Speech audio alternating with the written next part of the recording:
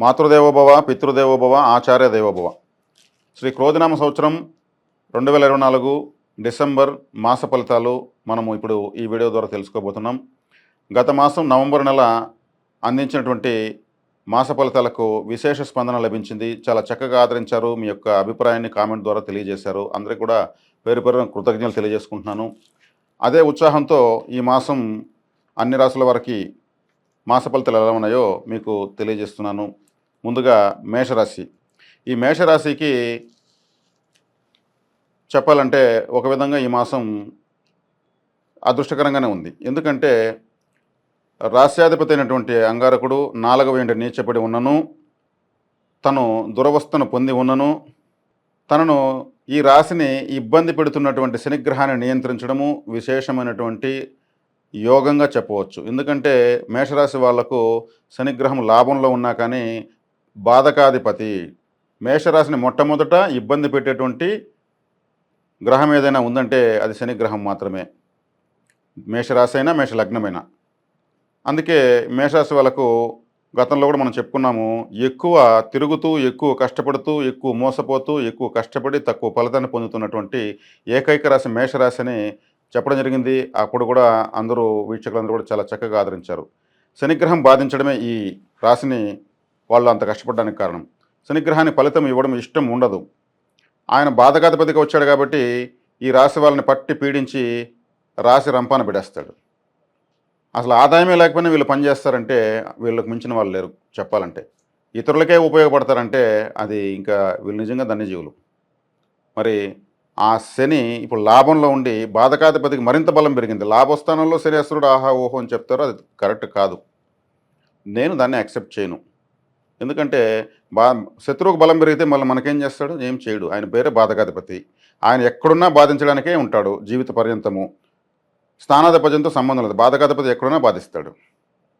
కాబట్టి ఆ బాధకాధిపతి బారి నుంచి కాపాడటానికి అంగారకులు 4వ స్థానంలో నీచ పట్టినను తనను తన రాశి జాతకులను కాపాడుకుంటున్నాడు.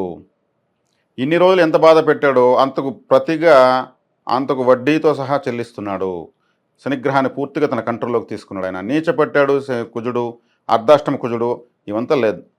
మీ రాశ్యాధిపతి ఎక్కడున్నా ఏ అవస్థలోనే మిమ్మల్ని కాపాడడానికే ప్రయత్నిస్తాడు. అదే గ్రహం యొక్క మనస్తత్వం. ఇది గుర్తుపెట్టుకోండి. స్థానాధిపత్యంతో పని లేదు. మన శత్రువు ఎక్కడున్నా బాధ పెట్టడానికే చూస్తాడు. మన మిత్రుడు ఎక్కడున్నా మనల్ని కాపాడడానికే చూస్తాడు. ఈ సూత్రం ప్రకారం ఆయన నీచపట్టినను అంగారకుడు శనిగ్రహాన్ని కంట్రోల్లో తీసుకున్నాడు. శనిని శనిగ్రహ 2 ఇండ్లను తీసుకున్నాడు. అష్టమ దృష్టితో కుంభాన్ని, సప్తమ దృష్టితో మకరాన్ని. అదేవిధంగా మరొక రాశి తులారాశిని కూడా 4వ దృష్టితో ఇంకొక శత్రురాశిని తను గట్టిగా నిరోధిస్తున్నాడు. అంటే మేషరాశి వారికి చెప్పాలంటే ఇది ఒక అదృష్టంగా భావించవచ్చు. అదేవిధంగా మేషరాశి వారికి చక్కగా ద్వితీయ స్థానంలో భాగ్యాధిపతి అయినటువంటి గురు గ్రహం ఉండనే ఉంది. గురు కుజుల బలం విశేషంగా ఉన్నటువంటి మాసంగా డిసెంబర్ మాసాన్ని చెప్పొచ్చు. అదేవిధంగా వృశ్చిక రాశిలో రవిగ్రహం పంచమాధిపతి 17వ తారీఖు నుంచి భాగ్యస్థానంలోకి వస్తున్నాడు. మరొక గ్రహం యొక్క అండదండ కూడా దొరికింది. వృశ్చిక రాశిలో ఉన్నంత వరకు కూడా గురుగ్రహం దృష్టితో మరి రవికి బలమే చేకూరింది.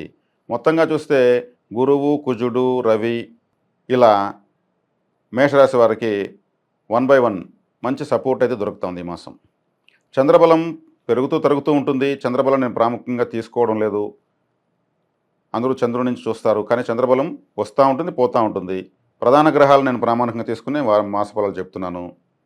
కాబట్టి శనిని నియంత్రించడం మీకు అదృష్టం.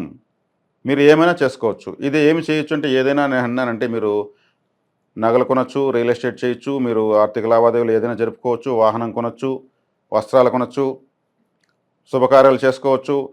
అంటే మీ రాశికి అత్యధిక గ్రహాలు అనుకూలంగా ఉన్నప్పుడు ఫలానా ఏం లేదు. మనకు టైం వచ్చింది, మనం ఏమైనా మీకు తక్షణం చేసుకోవాల్సిన పనులన్నీ మీరు చేసుకోవచ్చు ధైర్యంగా. ఈ టైంలో దీపం ఉండగానే ఇల్లు చక్కబెట్టుకుంటామన్నట్లుగా మీరు చక్కగా అన్ని కార్యక్రమాలు చక్కదిద్దుకోండి.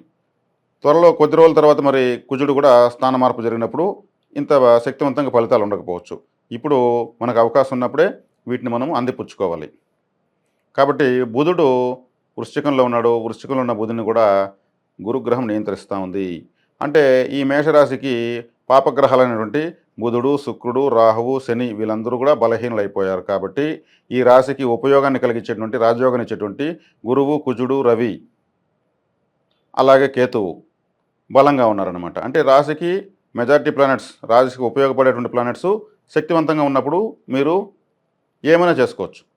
మీ అవసరాలు ఏమైతే ఉన్నాయో ముఖ్యమైనటువంటివి, ఉద్యోగ ప్రయత్నాలు, వ్యాపార ప్రయత్నాలు, పెట్టుబడులు, మరి ఏమైనా కూడా మీరు ధైర్యంగా చేసుకోవచ్చు. అటనే మరి టూ మచ్గా వెళ్ళకండి, అటనే తగ్గించి పోకండి. మీ స్థాయికి తగినట్టు మీ ప్రయత్నాలు మీరు చేసుకోవడం చాలా చాలా ఉత్తమం.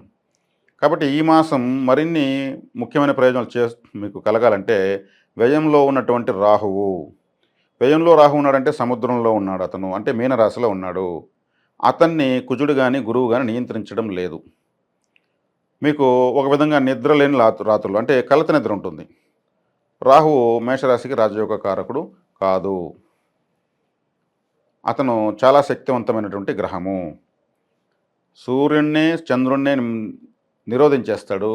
సాక్షాత్ శ్రీ మహావిష్ణువునే అతను ఏమార్చి అమృతమే తాగేశాడు. అంత నిష్ణాతుడు రాహువు. ఆయన మీకు నిద్రాస్థానమైనటువంటి 12వ స్థానంలో ఉన్నాడు. కాబట్టి సరైన నిద్ర ఉండదు. నిద్ర ఉండకపోతే సరైనటువంటి జీర్ణ క్రియ జరగకపోతే సరైనటువంటి శక్తి పుట్టదు. కాబట్టి రాహువుని నియంత్రించడానికి ఒకటే చక్కటి మార్గము, ముల్లంగి దానం మీరు ఇవ్వచ్చు.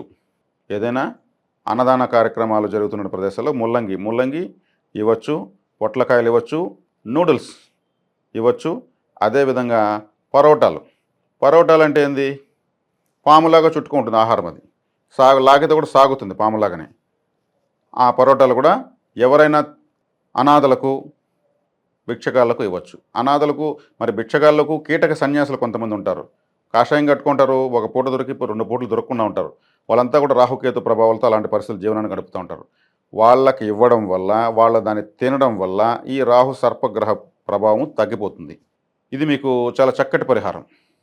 అదేవిధంగా మేషరాశి వారికి నేను ఈ మాస ఫలితాల్లో జీవిత పర్యంతము ఉపయోగం జరిగేటువంటి మరొక పరిహారం చెప్తాను.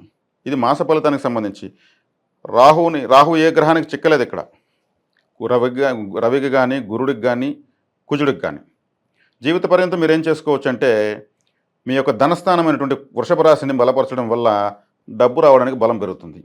వృషభ రాశి అంటేనే, వృషభం అంటే ఏంది? నందీశ్వరుడు, ఎద్దు. అంటే మీరు గోసేవ చేసుకుంటూ ఉంటే మీకు డబ్బులు వస్తూ ఉంటుంది. గోసేవ విశేషంగా మేషరాశి వాళ్ళు చేసుకోవాల్సిందే. ఎందుకంటే ధనస్థానమే, తర్వాత స్థానమే ధనస్థానమే వృషభం అంటే ఎద్దు. శివాలయానికి వెళ్తే నందీశ్వరుడికే పూజలు చేయండి, నందీశ్వరుడికే నైవేద్యాలు పెట్టండి, నందీశ్వరుడికి కోరికలు చెప్పండి, ఆయనకే పువ్వులు పెట్టండి, అరటి పండ్లతో ఒక మాల చేసి అద్భుతంగా ఆయన మెడలో వేయండి, నమస్కరించుకోండి. ఆయన పరమానంద భరితుడవుతాడు. ఆయన పరమశివుడి యొక్క వాహన సేవ అద్భుతంగా చేసిన వాళ్ళు అవుతారు. పరమేశ్వర అనుగ్రహం కూడా మామూలుగా మీరు పరమేశ్వరుని కోరితే ఎంత ఫలితం వస్తుందో అంతకు 10 రెట్లు 100 రెట్లు మీకు ఫలితం వస్తుంది. ఇది మీ రాశి వృషభ రాశి, మీకు ధనస్థానంలో వృషభ రాశి కాబట్టి డబ్బులు వస్తుంది. అంటే మీకు కావాల్సినటువంటి దారులు ఏర్పడతాయి. ఇది మీరు జీవిత పర్యంతం చేసుకోవచ్చు.